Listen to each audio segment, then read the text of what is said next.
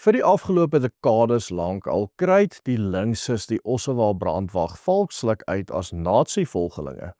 Maar in werklikheid het die Ossewa brandwag nie net geen bande met Hitler of die nasies gehad nie, hulle het 'n werklike nazi-komplot om die Suid-Afrikaanse regering omver te werk, selfs gestop. Die man agter hierdie komplot was 'n Olimpiese boksheld wat deur die nasies self opgelei is en in die geheim na Suid-Afrika gesmokkel is om die Smuts regering omver te werp. Hiervoor het hy die hulp van die Ossewa brandwag probeer inroep, maar hulle het volstrek geweier. In vandag se video gaan ons bietjie praat oor Rouby Leibrand en ons gaan wys op die redes waarom die Ossewa brandwag nie met hom of die nasies wou saamwerk nie en waarom hulle hom nie eers toegelaat het om 'n lid te word van die Ossewa brandwag nie. Dit mag dalk snaaks klink want ons weet dat die Ossewa brandwag se kerndoel en hulle grootste aksie in daai tyd was gewees om op te staan teen die Smuts regering se keuse om te gaan beklei teen Duitsland in die Tweede Wêreldoorlog. So hoekom het hulle dan nie vir Rouby Leibrand ondersteun nie? Kom ons vind uit. In die laat 30er jare was Suid-Afrika in beroering. Die wêreld was op die rand van die Tweede Wêreldoorlog en Afrikaner nasionalisme was besig om te herleef en Jan Smuts se regering was aggressief pro-Britse ryk. In hierdie warboel bevind 'n jong bokser uit Potchefstroom, Rouby Leibrand, hom uiteindelik in Duitsland waar hy 'n duidelike opdrag ontvang van nazi-intelligensie. Gaan terug Suid-Afrika toe, werf soldate en maak Suid-Afrika 'n nazi-wassel. Leibrand het verwag die Ossewa brandwag gaan hom met oop arms ontvang. Die Ossewa brandwag was immers anti-Smuts, anti-oorlog, pro-Duits en pro-Afrikaner. Maar hy het 'n koue skouer gekry by hulle. Ossewa brandwag leier Hans van Rensburg het hom persoonlik verbied om ooit by die Ossewa brandwag aan te sluit en sy nazi-planne se muur verwerp. U sien, die Ossewa brandwag se volksnasionalisme was direk teenstrydig met nasionaal-sosialisme. Jy kan nie 'n volksnasionalis gesien gewees het in daai tyd as jy jouself geskaar het by nasionaal-sosialisme nie. Die Ossewa brandwag was Christelik nasionaal. Toe hierdie nazi-agent die Ossewa brandwag dus nader om 'n staatsgreep uit te voer, was Hans van Rensburg en die Ossewa brandwag se leierskap se antwoord vir hom duidelik. Ons veg vir die boerevolk, nie vir die Führer nie.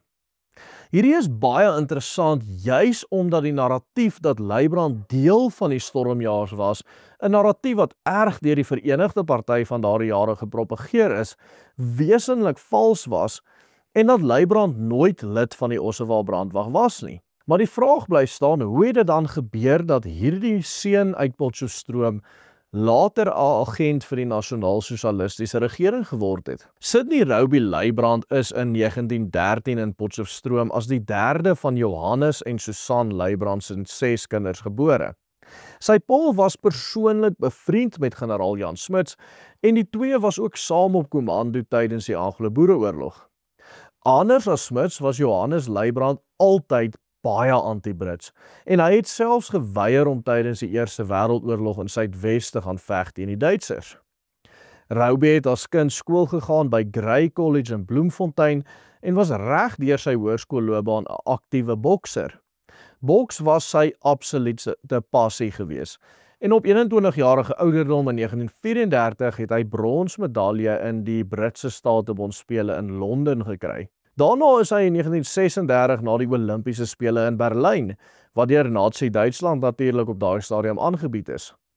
Leibrand het hier ook baie goed presteer en uiteindelik 4de geëindig, nadat hy die geveg om die bronsmedalje teen die Argentyn Francisco Ricciglione verloor het. Tydens sy verblyf in Duitsland is Leibrand diep beïndruk gewees met wat hy in Nazi-Duitsland gesien het. Hitler en die nazi-ideologie het hom tydens hierdie Olimpiese Spele so aangegryp dat hy kort daarna in 1938 na Duitsland sou terugkeer om by die Reich Gymnastiekakademie in 1939 in te skryf. Toe die oorlog later in 1939 uitbreek, het Leibrand dan ook by die Duitse weermag aangesluit as deel van die Valskermbataljon. Op 5 April 1941 keer Leibrand toe ook dan nou egter terug na Suid-Afrika op bevel van admiraal Wilhelm Canaris, die hoof van militêre intelligensie op 'n spesiale sending. Sogenaamde Operasie Weisdorn, die Nasies se geheime plan om 'n staatsgreep in Suid-Afrika teen die regering van generaal Jan Smuts uit te voer. Leibrand het onder die skuilnaam Walter Kemp Suid-Afrika via die Namakwa-landse kus binnegekom nadat hy met 'n seilbootjie op die strand afgelaai is. Leibrand het dadelik begin om die land deur te reis om manne bymekaar te maak vir sy komplot om die staatsgreep uit te voer. Sy plan het veral aanklank gevind by die lede van die sogenaamde Gryshemde, die Suid-Afrikaanse Nazi-party wat gedurende die 1930s deur Louis Wiegard gestig is. Interessant genoeg sou Wiegard self ook tydens die oorlog geïnterneer gewees het en na die oorlog verby was by die Nasionale Party aansluit.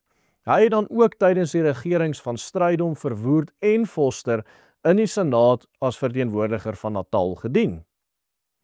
Die Gryshemde, wat Hitler se nazi-ideologie aangehang het, was egter 'n baie klein splintergroep binne die breër Afrikaner nasionalistiese beweging op daardie stadium.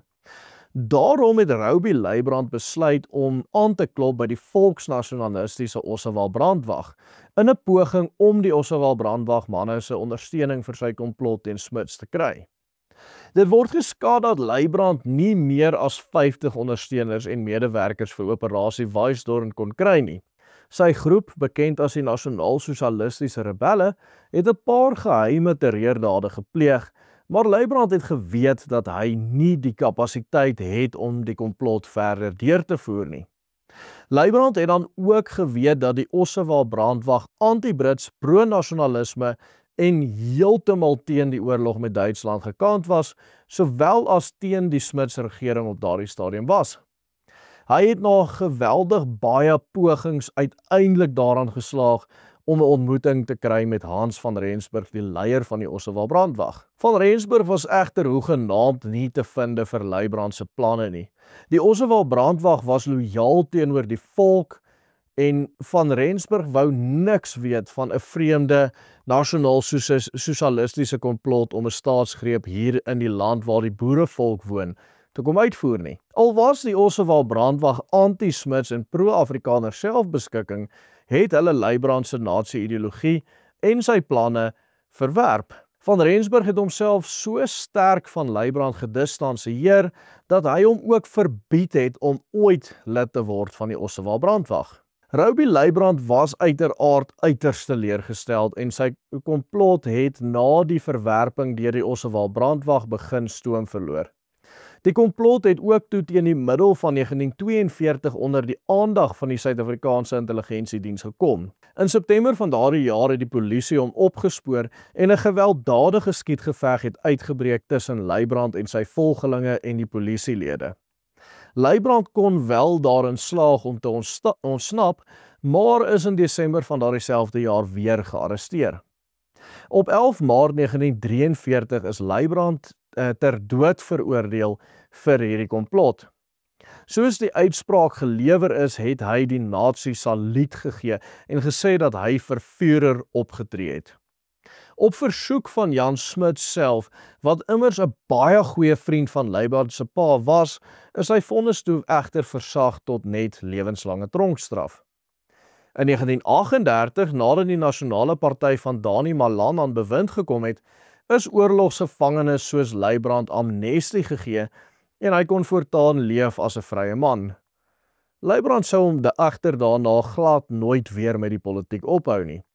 Hy het hom daarna in Springbok en uiteindelik Bloemfontein gevestig, maar die feit dat hy wel lewenslank 'n nazi gebly het, blyk uit die feit dat hy een van sy seuns Adolf en die ander een Izaan, wat nazi agter sy voorgespel is, genoem het. Leibrand is op 1 Augustus 1966 as 'n vrye man van natuurlike oorsake oorlede.